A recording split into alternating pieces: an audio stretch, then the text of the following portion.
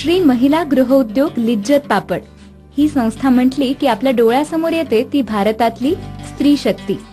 1959 मध्ये मुंबईतल्या गिरगाव इथं केवळ 7 महिलांनी एकत्र येऊन पापड तयार करण्याचा उद्योग सुरू केला आणि आज भारतातल्या जवळपास 300 शहरांमध्ये या उद्योगानं आपल्या शाखांचा विस्तार केलाय।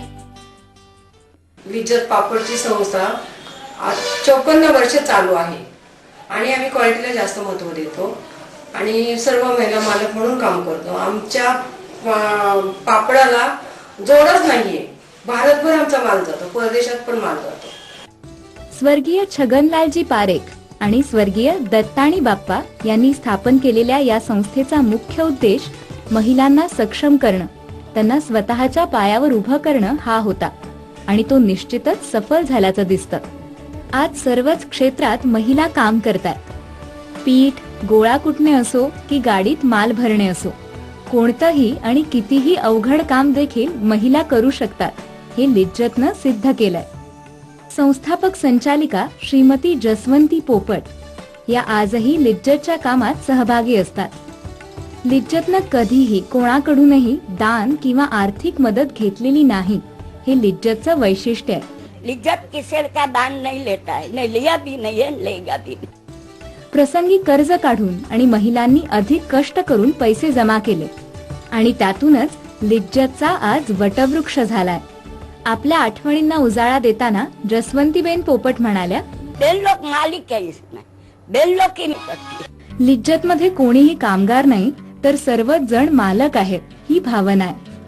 सर्व भगिनी या मालकाच्या भूमिकेत असल्यानं ही माझी संस्था आहे म्हणून ती आपुलकीनं जपली जाते।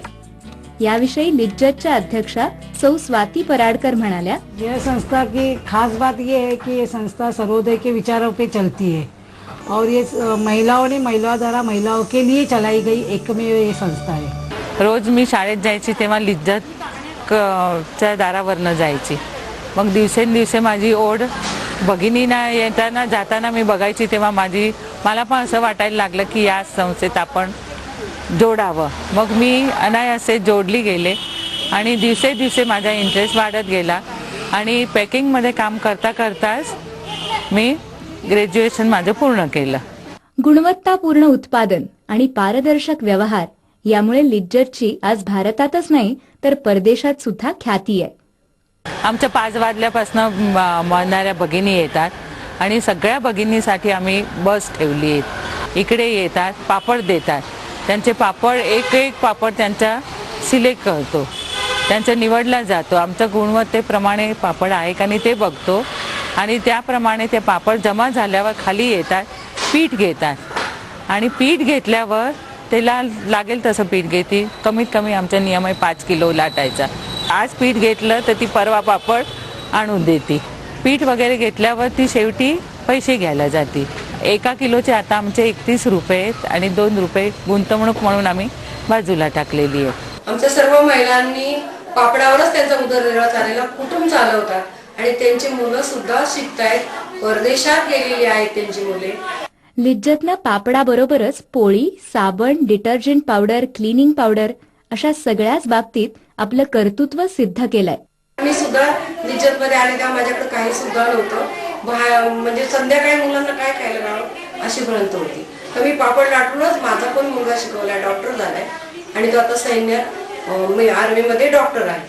पुण्याजवळच्या सणसवाडी इथे ससा डिटर्जंट विभागाचा नुकताच रौप्य महोत्सव सोहळा संपन्न झाला।